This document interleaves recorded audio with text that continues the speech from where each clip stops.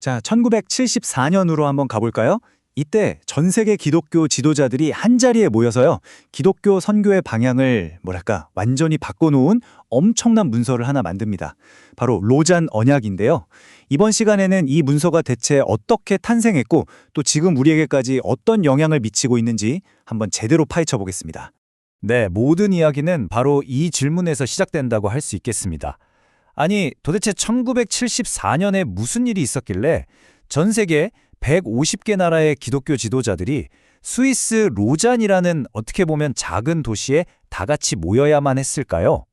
사실 그 배경에는요, 당시 기독교계가 마주하고 있던 아주 거대한 도전과 깊은 고민이 있었습니다. 이들의 목표는 아주 분명했어요. 단 하나였습니다. 흩어져 있던 목소리를 하나로 딱 모아서 세계 복음화라는 이 공동의 목표를 향해 함께 나아가자. 바로 이거였죠. 그리고 그 역사적인 만남의 결과물이 바로 이 로잔 언약인 겁니다.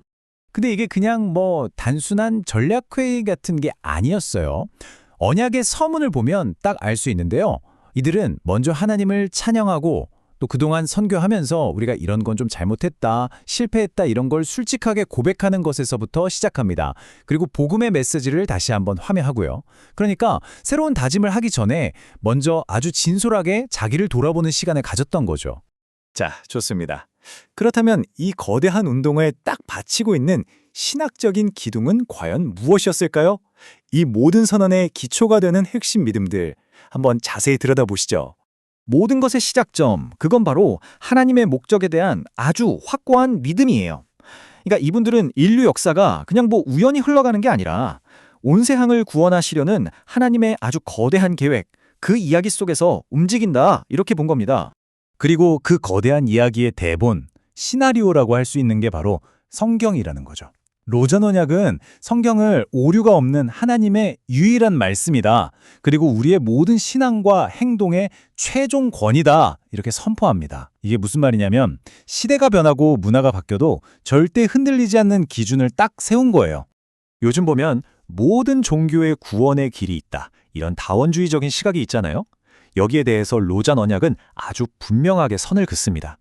구원은 오직 예수 그리스도를 통해서만 가능하다는 유일성을 아주 강하게 강조한 거죠. 이건 당시에도 그랬지만 사실 오늘날까지도 가장 뜨거운 논쟁을 불러일으키는 신앙 고백 중 하나라고 할 수 있습니다.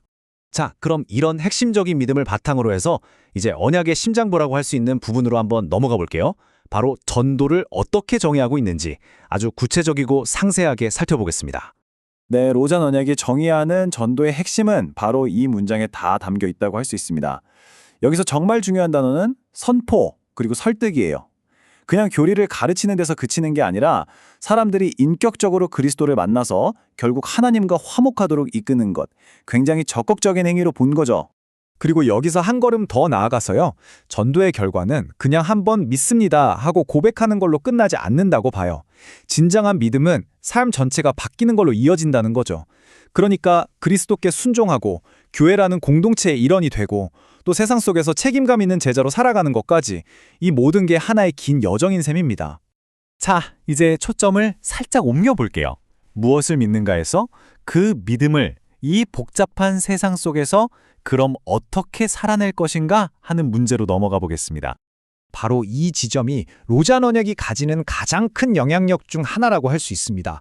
정말 중요한데요. 당시 많은 복음주의자들 사이에서 전도가 먼저냐 아니면 사회적 책임이 먼저냐 이걸로 논쟁이 많았거든요.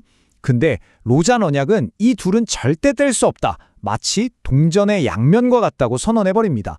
복음을 전하는 것과 사회 정의를 추구하는 것, 이 두 가지가 모두 그리스도인이 달아야 할 필수적인 두 날개다. 바로 이겁니다. 그리고 여기서 언약은 아주 중요한 문화적인 원칙 하나를 제시합니다. 뭐냐면 복음이 서구의 옷을 입고 그대로 수출되어서는 안 된다는 거예요. 복음 자체는 어떤 특정 문화에 묶여있는 게 아니기 때문에 각 지역의 문화에 깊이 뿌리를 내려야 한다는 거죠. 사실 이건 과거 제국주의 시대의 선교 방식에 대한 아주 깊은 반성이 담겨있는 부분이기도 합니다. 하지만 언약은 이런 사명을 감당하는 길이 결코 만만치 않다고도 이야기합니다. 이 세상의 구조적인 악이나 불의, 그러니까 우리 눈에 보이지 않는 어떤 영적인 세력과의 싸움이 반드시 따라온다는 아주 냉철한 현실을 딱 직시하게 만드는 거죠. 그렇다면 이 엄청난 영적 싸움을 어떻게 이길 수 있을까요? 언약은 그 해답이 우리 인간의 전략이나 노력에 있는 게 아니라 오직 성령의 능력에 있다고 단언합니다. 맞아요. 인간의 힘으로는 불가능한 이 사명은 초자연적인 능력으로만 가능하다는 고백인 셈이죠. 자, 그렇다면 이 모든 헌신과 노력을 이끌어가는 궁극적인 힘, 그 동력은 대체 무엇일까요? 이들은 도대체 무엇을 바라보면서 이 험난한 길을 걸어갔을까요? 마지막으로 그들이 품었던 최종 비전을 한번 살펴보겠습니다. 27억, 이게 무슨 숫자냐면요. 1974년 당시에 복음을 단 한 번도 들어보지 못한 사람들의 숫자였습니다. 이 구체적인 숫자는요, 회의에 참석했던 사람들에게 정말 엄청난 충격과 시급함을 안겨주었어요.